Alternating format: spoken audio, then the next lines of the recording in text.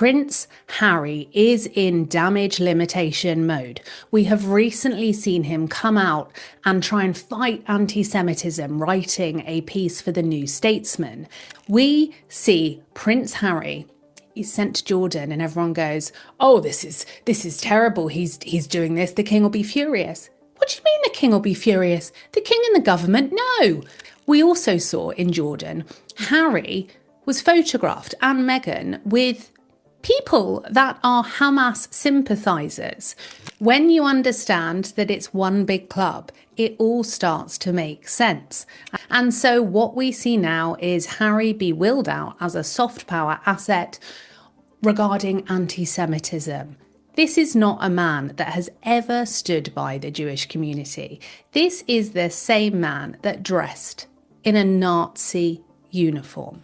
King Charles has been working behind the scenes to engineer Prince Harry's institutional return since at least the start of 2025. And the King's senior office is operating in coordinated alignment with the Starmer government and with Harry's own team to deploy Harry as a soft power asset against domestic political opposition in the United Kingdom. This is the contrarian thesis Brittany of the Royal News Network has now placed on the public record through her direct video broadcast this week. And the structural framework she develops is operationally significant because it cuts against the dominant royal commentary consensus that has read Charles as a weak figure occasionally exploited by Sussex side pressure. Brittany's framing inverts the standard interpretation.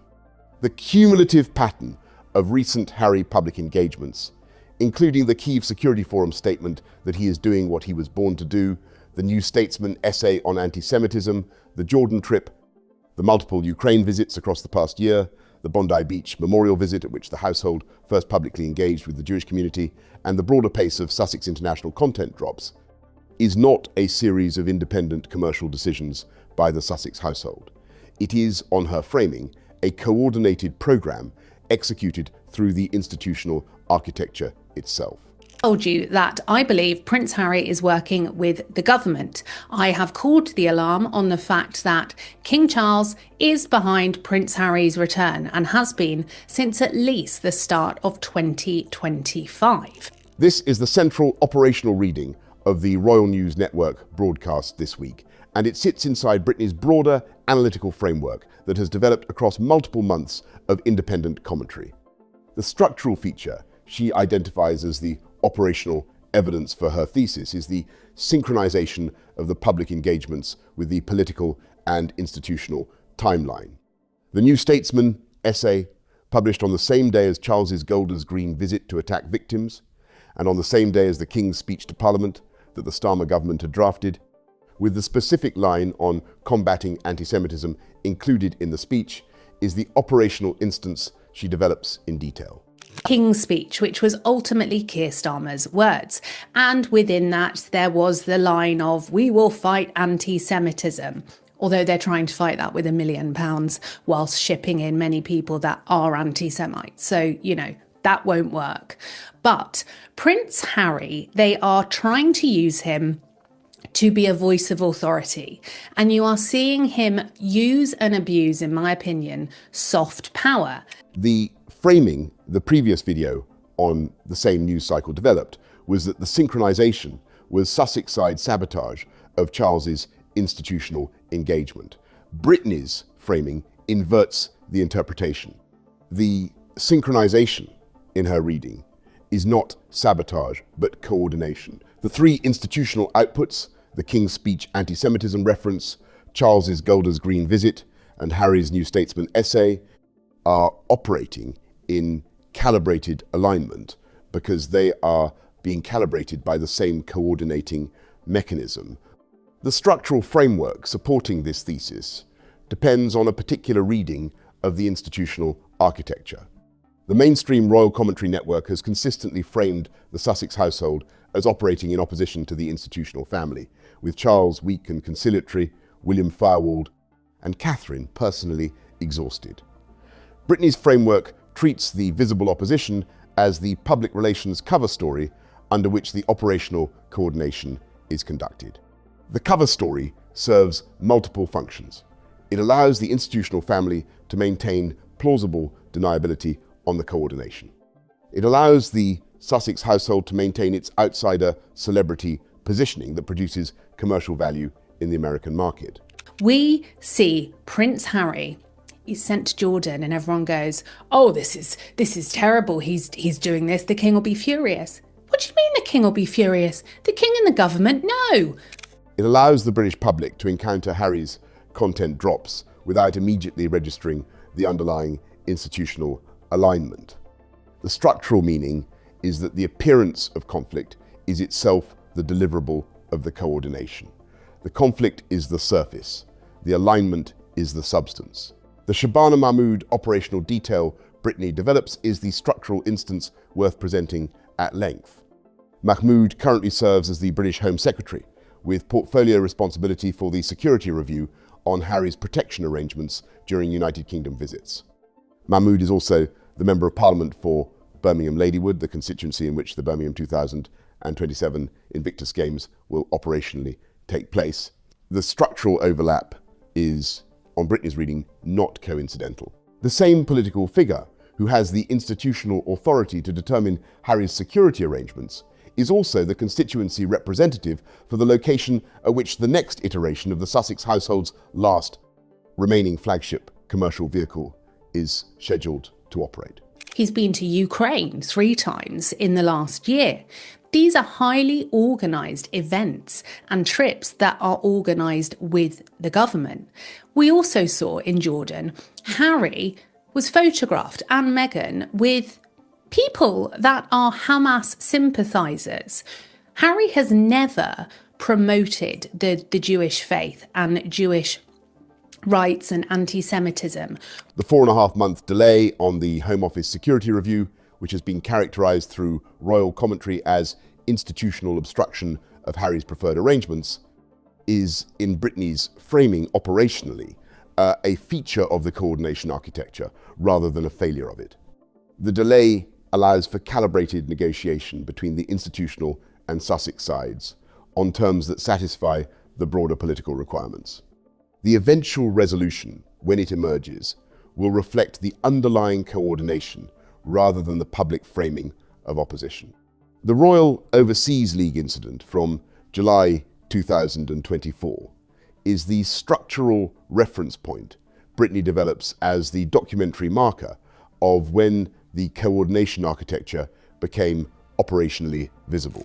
The first time we actually saw him come out just for the Jewish people was, let's remember when he went to Bondi Beach. And that was where the Bondi massacre took place. And that was also where Meghan Markle decided to parade like it was a fashion show, didn't she? And never one to miss out on the money, honey. She actually earned a commission from the clothes she was wearing. Photographs were published of King Charles's and Harry's senior aides meeting at the Royal Overseas League private club in London. The framing the institutional family deployed at the time was that these were exploratory contacts at the staff level to determine whether substantive engagement could be developed. Brittany's structural reading, which she placed on the public record at the time through the Dan Wootton show, is that the visible contacts were the surface of substantially more advanced coordination operating behind the scenes. The framing the British public was offered, in which the Royal Overseas League meeting was the operational beginning of damage limitation discussions, was on her reading the public relations cover for coordination that had already been substantially developed. The transparency framework Brittany develops as the operational concern that organises her broadcast's broader argument is consequential. The structural problem with the coordination architecture she describes is not that coordination as such would be operationally illegitimate. The structural problem is that the coordination is being conducted without transparency to the British public, with the public being offered a public relations narrative of institutional opposition, while the operational reality involves substantial cooperation. Brittany's framing is that the coordination would be operationally acceptable if it were conducted with disclosure. The public could then assess whether the deployment of Harry as a soft power asset in coordination with the government and the King's Office represents a legitimate use of institutional resources or whether it represents an inappropriate political deployment of the royal family. The current arrangement, in which the coordination operates without disclosure, denies the public the operational basis for that assessment. The structural meaning is that the legitimacy concern in Brittany's framework operates at the level of public consent rather than at the level of institutional operation. He's been there, pulling the little strings behind the scenes to get old Hazza back. And this is disgraceful because this is exactly what goes against what the late Queen said. The Sandringham Agreement made things very clear. You cannot be half in and half out. The institution may have legitimate reasons for the coordination, but the legitimacy depends on the public's capacity to consent to it through informed engagement with what is operationally occurring. The Sandringham Agreement framework that the late Queen Elizabeth II established in January 2020 is the structural reference point against which Brittany measures the current coordination. The Queen's framing at Sandringham was operationally clear.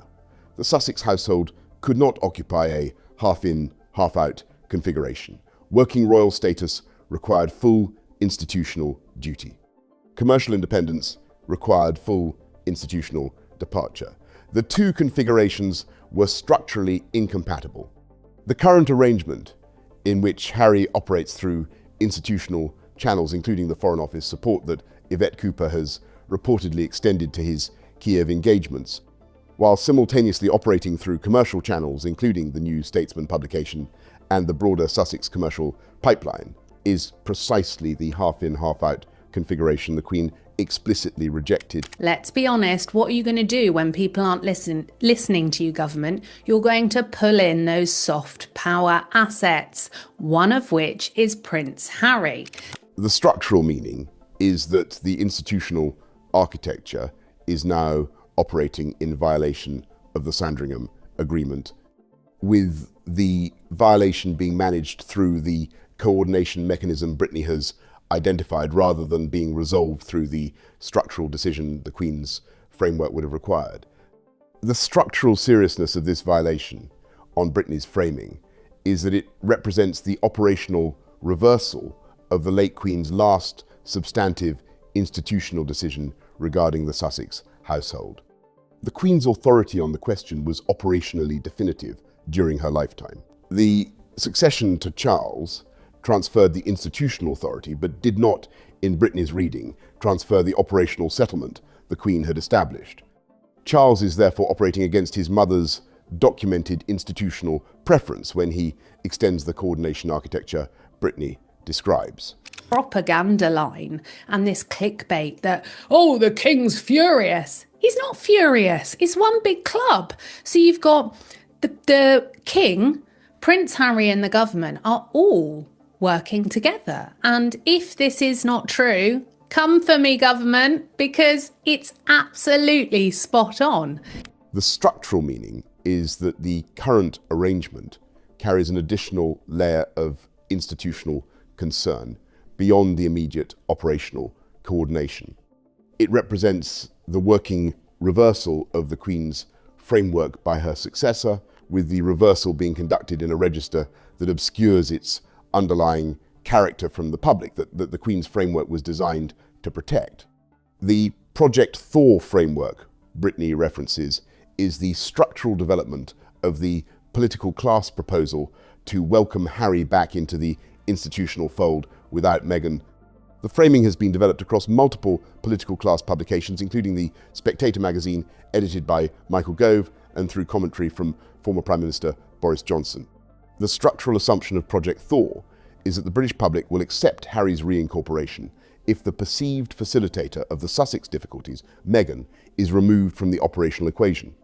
Brittany's structural rebuttal is that the British public has reached an independent verdict on Harry's choices. That does not depend on whether Meghan is present. When you understand that it's one big club, it all starts to make sense. And so last July, when the pictures dropped of King Charles and Harry's aides at the ROSL Club, it was very obvious. I said on Dan Wootton's show, this is the damage limitation they want you to see. The British public observed Harry Arthur spare, participate in the Oprah interview, produce the Netflix docuseries, and execute the broader 6-year commercial pipeline of extraction from family material. The structural feature of these observations is that the British public can read the Harry side of the operational pattern independently of the Meghan side. The Project Thor proposal, in her reading, cannot succeed at the audience level because the audience has not reached the position the proposal requires. The United Kingdom March that Brittany references as the structural domestic political context is consequential because it captures the broader political conditions under which the coordination she describes is being deployed. The march, scheduled to take place in the period her broadcast was recorded, represents a substantial mobilization of British citizens in response to immigration policy, public services pressure, and the broader operational difficulties the Starmer government is managing. The structural concern from the government's perspective is that the march reflects a political mood the government cannot easily address through standard political channels. And so what we see now is Harry be wheeled out as a soft power asset regarding anti-Semitism. This is not a man that has ever stood by the Jewish community. This is the same man that dressed in a Nazi uniform. The deployment of soft power assets, including royal figures whose public engagements can produce calibrated cultural signals, becomes operationally relevant when conventional political instruments are inadequate. Brittany's structural reading is that Harry's recent engagements operate in part as the soft power deployment the government requires. The anti-Semitism essay, in particular, frames the political conversation around a substantive subject that operates across the political spectrum, and the deployment of Harry as the voice for that framing redirects audience attention away from the domestic policy concerns the march is mobilizing around. The structural problem with this deployment on Brittany's framing is that the public can read it accurately. And monetized his outfit. This is the same man that wants to pull out philanthropy and charity to hide behind, to make him relevant. This is not a man that cares about anti-Semitism, because if he did care about anti-Semitism, he would have promoted and amplified the Jewish community and their safety long before he started doing it in May. Harry's documented record on anti-Semitism, including the 2005 Nazi uniform incident and the absence of any sustained engagement with Jewish community concerns before May of the current year, undermines the operational credibility of the soft power deployment. The Bondi Beach memorial visit was the first occasion on which Harry publicly engaged specifically with Jewish community concerns, and that engagement was monetized through the one-off fashion marketplace platform on the same day. The cumulative pattern indicates that Harry's engagement with Jewish community concerns is operationally instrumental rather than substantively committed. The deployment of Harry as the voice for the anti-Semitism framing therefore does not produce the operational effect the deployment requires, because the audience can read the underlying inconsistency. The structural meaning is that the coordination architecture Brittany describes is producing operational outputs that the audience receives, with the suspicion the documentary record makes structurally available. Has gone to pot for Harry. Invictus is in an absolute state. We obviously see the co-chair leaving recently, the Australian government pulling the funding, and Project Thor is ramping up. But there are problems with Project Thor because we, the people, say no, we are not going to be told to forgive and forget all of the disgraceful behaviour we have seen Harry do. The broader pattern of celebrity philanthropy as reputational cover is the structural framework Brittany develops as the analytical context for Harry's positioning. The pattern has operated across multiple high-profile cases, including figures whose subsequent public exposure revealed substantial operational misconduct. The structural feature is that philanthropy provides operational cover for figures whose underlying conduct requires rehabilitation, while simultaneously providing the appearance of substantive contribution to the publicly visible causes. The audience that has watched this pattern operate across multiple cases has developed the analytical capacity to recognize it in real time. The Sussex household's deployment of philanthropic framing, including the Invictus Games, the Centrebell operations, the Archewell Foundation, and the various other charitable vehicles, has operated within this broader pattern. The cumulative public scepticism about Sussex philanthropic engagement is therefore the structural inheritance of the broader pattern's documented history, rather than a specific verdict on the Sussex operations alone. The Sussex past public framings, Brittany references as the structural counterweight to the current coordination, is consequential. Harry, on the Oprah interview, characterized members of the British royal family as having raised concerns about the colour of Archie's skin. So King Charles is allowing Harry to do this. He is on the royal website and he is being used to push certain messages. This is unforgivable because there is no transparency. It would be a different matter if the king and the palace and the government said, we are using Harry to do this. Harry in Spare characterised William as having physically attacked him during an argument. Harry, in the broader Netflix docuseries, characterised the institutional family as collectively complicit in a culture that the Sussex household had to depart in order to survive.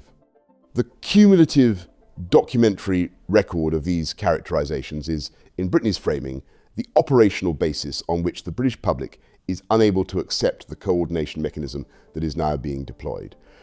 The public is being asked to operationally forget the Harry side of the cumulative record, while the coordination mechanism is engineered to reincorporate him. The forgetting in her reading is not operationally available to the public because the documentary record is too extensive and too recent.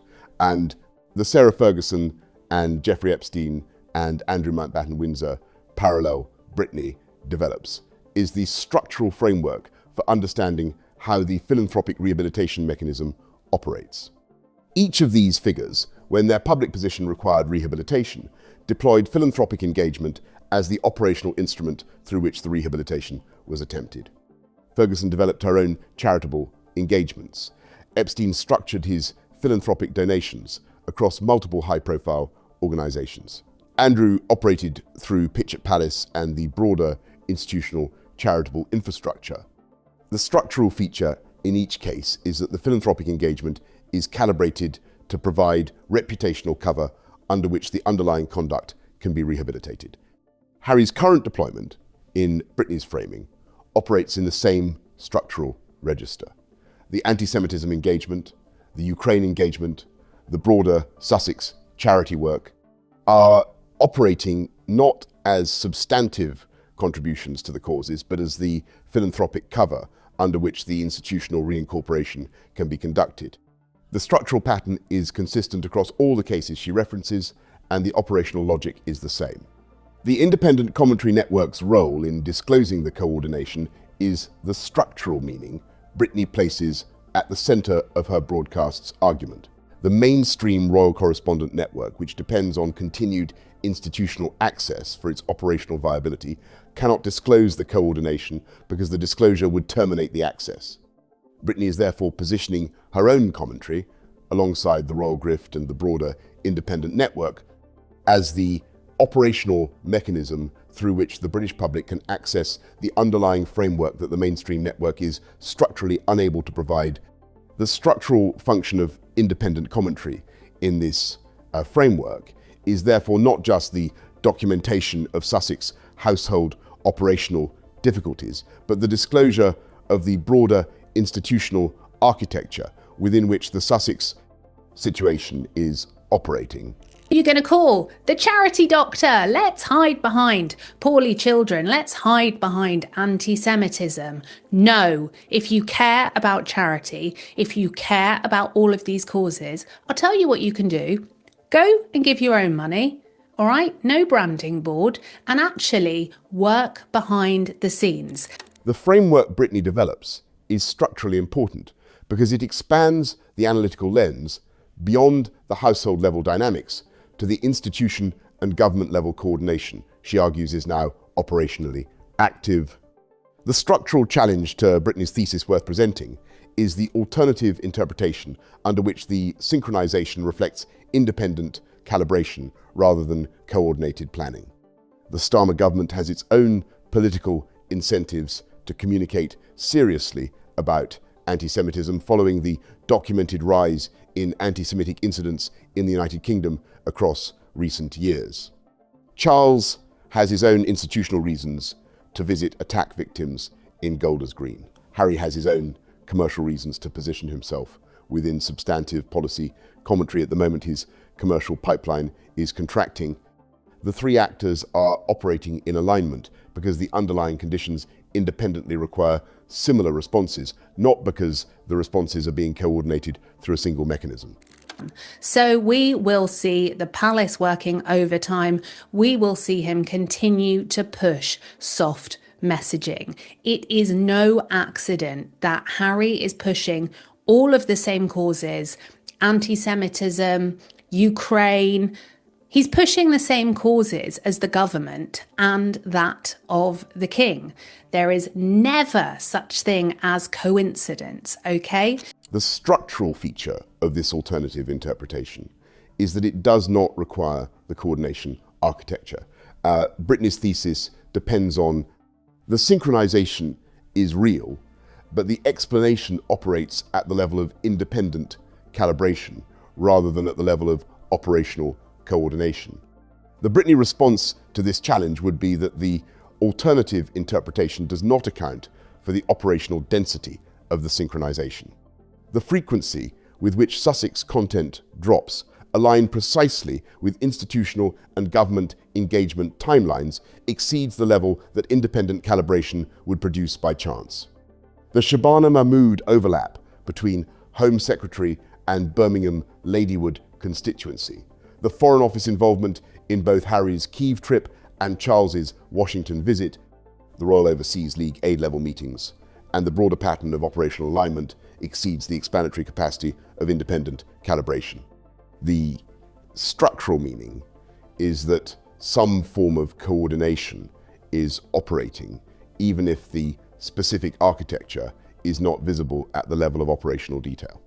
The closing observation is that the Brittany thesis represents a substantive alternative reading of the institutional architecture that has not been adequately addressed by the dominant royal commentary framework. The dominant framework reads the Sussex situation as a story of household-level operational difficulty against a backdrop of institutional firewall. Brittany's framework reads it as a story of operational coordination, through which the institution is managing the reincorporation of Harry while maintaining plausible deniability through the appearance of conflict. The two framings produce different operational predictions. The dominant framework predicts continued institutional separation until the financial and reputational mathematics produce structural resolution. The Brittany framework predicts a managed reincorporation that becomes operationally visible at the moment the underlying coordination is no longer worth concealing. The structural test between the two framings is whether the cumulative engagement pattern continues at the level the Brittany framework predicts, or whether the institutional separation reasserts at the level the dominant framework anticipates. The audience reading both framings can compare them against the documentary record as it continues to accumulate. The mathematics will work through against the documentary record in either case. The audience verdict will calibrate according to the operational signals that emerge across the next several months. The Brittany framework offers a substantially different lens through which to read those signals, and the lens is worth holding in operational consideration as the institutional and Sussex sides continue to develop their respective public relations operations against the underlying coordination architecture that the framework identifies. The structural feature that makes Brittany's thesis worth taking operationally seriously is that it accounts for elements of the recent pattern that the dominant framework explains less elegantly. The Foreign Office support for Harry's Ukraine engagements is operationally difficult to reconcile with a thesis of institutional separation because the Foreign Office would not extend such support to a figure operating outside the institutional architecture. The Royal Overseas League aid meetings indicate operational engagement at the staff level that exceeds what pure conflict would predict. The synchronization of Harry's New Statesman essay with Charles's Golders Green visit operates at a level of timing precision that suggests coordination rather than coincidence. These elements on Brittany's reading are the operational evidence of the coordination architecture. On the dominant framework's reading, they are anomalies that the framework manages but does not explain. The structural meaning is that the Brittany thesis carries operational explanatory weight that the dominant framework does not fully account for, and the British public is therefore entitled to consider whether the framework that explains more of the documented pattern is operationally the correct one.